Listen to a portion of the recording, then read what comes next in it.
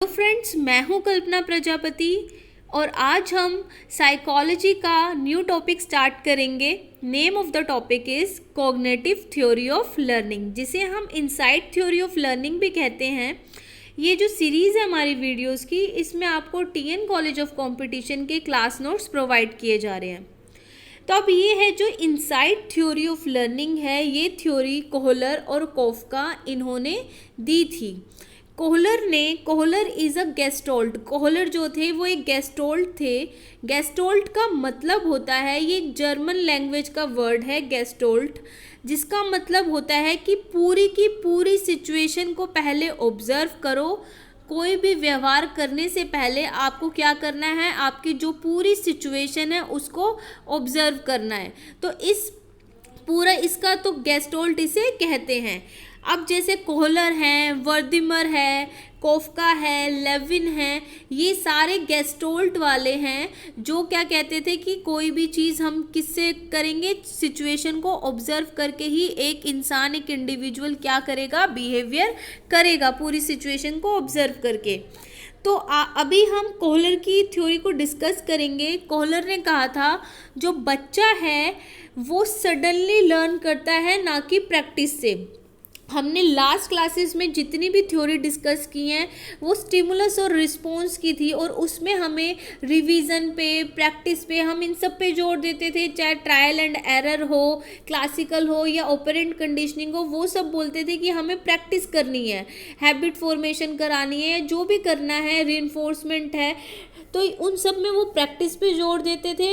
लेकिन जो cognitive development वाले लोग हैं, ये सारे जो साइकोलॉजिस्ट हैं, ये बोलते हैं कि प्रैक्टिस का कोई रोल नहीं है। सारा रोल किस चीज़ का है, पूरी की पूरी जो सिचुएशन है करंट हमारे पास, उसको ऑब्जर्व करने का। तो उन्होंने बोला कि कोई बच्चा एक नई सिचुएशन में कैसे ऑन द स्पॉट, क्या वो पूरी सिचुएशन को कैसे वो ऑब्जर्व करता है, क्या वो डिसीजन लेता है, क्या उसका आउटकम आता है, उसी से सारी उसकी सूझबूझ वो क्या दिखाता है, उसी से पता चलता है कि बच्चा कितना इंटेलिजेंट है, वो कितना डेवलप उसका माइंड हुआ है। तो उन्होंने, जो कोहलर ने बोला, अगर आप किसी चीज़ की प्रैक्टिस करा दोगे, पहले ही प्रैक्टिस करवाते रहोगे, तो हर कोई अच्छा काम कर लेगा। लेकिन किसी चीज़ का अगर आपको पता चलाना है कि ये इंडिविजुअल कितना इंटेलिजेंट है, कितना इसका कॉग्निटिव डेवलपमेंट हुआ है, तो उसे कोई ऐसी सिचुएशन दो ऑन द स्पॉट, उसको उस टाइम पे कुछ करने दो। तो जो कोहलर ने प्रैक्टिस का रोल को रिजेक्ट किया, उन्होंने इम्पोर्टेंस ऑफ प्रैक्टिस को बिल्कुल हटा दिया, और उन्होंने कहा कि जो इंटेलिजेंट पर्सन होता है, और उन्होंने ये बोला कि जो जितना इंटेलिजेंट होगा, जिसका आईक्यू जितना ज़्यादा होगा, ठीक है, जिसको अपने आसपास की जितनी ज़्यादा नॉलेज होगी, तो उतना ही वो क्या करेगा, उसकी बेटर इंसाइट होगी, वो उतने अच्छे डिसीजन ले पाएगा।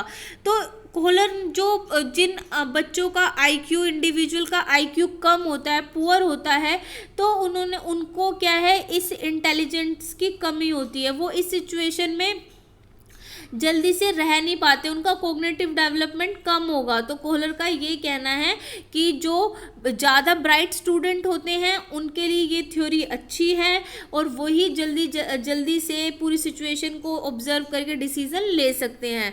तो जो इंसान अपनी सूझबूझ से, इंसाइट मतलब सूझबूझ से पूरी सिचुएशन को देखकर डिसीज़न लेगा, और तो वही क्या होगा, वही पर्सन हम उसका बेटर इंसाइट बोलेंगे कि उसका डेवलपमेंट कॉग्निटिव का ज़्यादा हुआ है। तो कोहलर ने जो चिंपैंजी थे, जिसको हम एप्स बोलते हैं, उनके ऊपर एक्सपेरिमेंट किया। तो एक जो चिंपैंजी था, एप्स जो था, उसका नाम था सुल्तान। तो जो सुल्तान जो था वो मच सक्सेसफुल जो हुआ बिकॉज ऑफ इंटेलिजेंस ऑफ, ये जो थ्योरी, जो एक्सपेरिमेंट उन्होंने किया, वो सुल्तान की इंटेलिजेंस की वजह से बहुत ज़्यादा सक्सेसफुल हुआ। तो उन्होंने इसको किस पे इम्प्लीमेंट कर दिया, इंसानों पे, ह्यूमन बीइंग पे इम्प्लीमेंट कर दिया।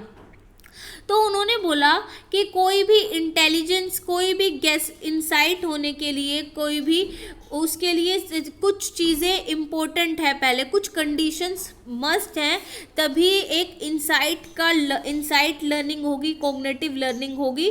तो उसमें सबसे पहले इंटेलिजेंस का रोल बहुत ज़्यादा है।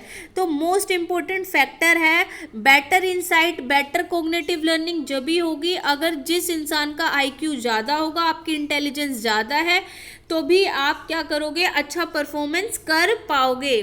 तो इंटेलिजेंट पर्सन जो होगा उसका इंसाइट ज़्यादा होगी, जो ज़्यादा बुद्धिमान है वो किसी भी क्या कहते हैं प्रॉब्लम का सॉल्यूशन वो पहले बता पाएगा। तो उन्होंने ये बोला, और साथ में उन्होंने बोला इंटेलिजेंस के साथ साथ प्रीवियस नॉलेज भी होनी चाहिए, कि जो पर्सन है अगर उसका प्रीवियस नॉलेज अच्छी है, वो ऐसी सिचुएशंस को फेस करता है या अलग अलग टाइप की उसने सिचुएशंस फेस करी है, तो वो जो नई सिचुएशन आएगी ना उसमें डरेगा नहीं बल्कि उसका सामना करेगा। मान लो आप में से बहुत सारे लोग हैं जिन्होंने लाइफ में बहुत ज़्यादा स्ट्रगल किया है, अलग अलग सिचुएशंस को फेस किया है, तो अभी कोई नई सिचुएशन उनके सामने आ जाएगी तो वो उससे घबराएंगे नहीं बल्कि उसका सॉल्यूशन ढूंढेंगे। लेकिन यहीं अगर कोई पहली बार उस चीज़ को फेस कर रहा है, ठीक है, तो उसको और उसका IQ भी कम है, तो उसे सॉल्यूशन ढूंढने में टाइम लगेगा। तो प्रीवियस नॉलेज जो है बहुत ज़रूरी है। प्रीवियस नॉलेज होगी तो उस इंसान की इंसाइट जो है वो ज़्यादा अच्छी होगी। और अब एबिलिटी भी डिपेंड करती है। अगर प्रॉब्लम आपकी क्षमता के अकॉर्डिंग है तो आप उसका जो है इंसाइट सॉल्यूशन जल्दी ढूंढ लोगे, आपकी इंसाइट जल्दी पहचान में आपको सॉल्यूशन मिल जाएगा।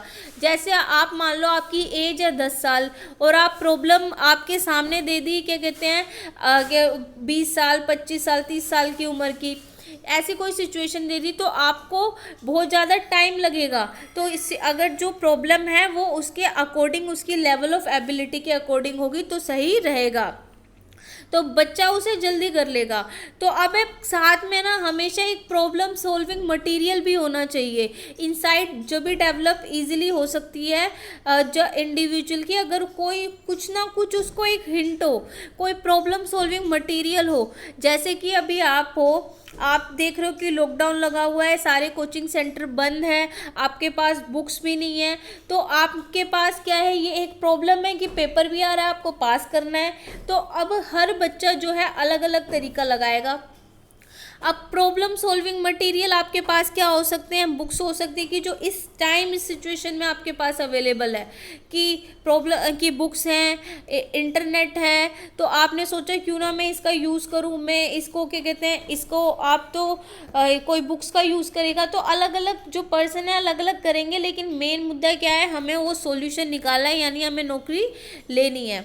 तो अब ये है कि ऑब्जर्विंग द होल सिचुएशन, पूरी सिचुएशन को ऑब्जर्व करना। जो पर्सन जो है उसकी इंसाइट ज़्यादा अच्छी होगी, जो कोई भी डिसीज़न लेने से पहले ये देखेगा कि पूरी सिचुएशन पे इसका क्या असर पड़ेगा, ठीक है, पूरा उसका रिजल्ट क्या निकलेगा, वो पूरी की पूरी सिचुएशन क्या कहते हैं ऑब्जर्व करेगा। आपने कुछ लोग देखे होंगे जल्दी से जैसे एकदम में रिएक्ट कर देते हैं, कुछ चीज़ आई और सामने रिएक्ट कर दिया लेकिन वो गलत होता है।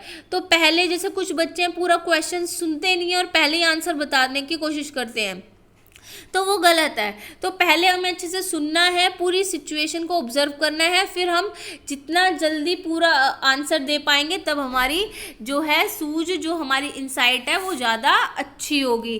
तो अब ये सारी चीज़ें आपको अपनी रियल लाइफ से जोड़ के देखनी है, तभी ऐसी सिचुएशन दी जाएगी आपको एग्ज़ाम में और आपको समझना है कि इसमें क्या कौन सी थ्योरी आएगी। अब जैसे जो कोहलर का एक्सपेरिमेंट था सुल्तान के ऊपर, उन्होंने क्या किया, जो सुल्तान है उसको एक पिंजरे में बंद कर दिया, ठीक है, एक और पिंजरे में उस टाइम पे एक बॉक्स है और जो एक है ना बनाना जो है लटका हुआ है, ठीक है, बनाना को ऊपर क्या कहते हैं टांग दिया। अब क्या है, जो कोहलर क्या करता है अपनी सूझ निकालता है, सूझबूझ से इंसाइट से वो क्या करता है कि बॉक्स लेता है, बॉक्स पे झड़ के और केला तोड़ लेता है। अगली बार हम क्या करते हैं, जो बनाना है उसको हम और ज़्यादा ऊंचा बांधते हैं लेकिन बॉक्स हम 3 रख देते हैं। तो सुल्तान क्या करता है, अपना दिमाग का यूज़ करता है, और 3 क्या करता है, 3 वो लगाएगा, बॉक्स लगाएगा, और फिर चढ़ के केला उतार लेगा।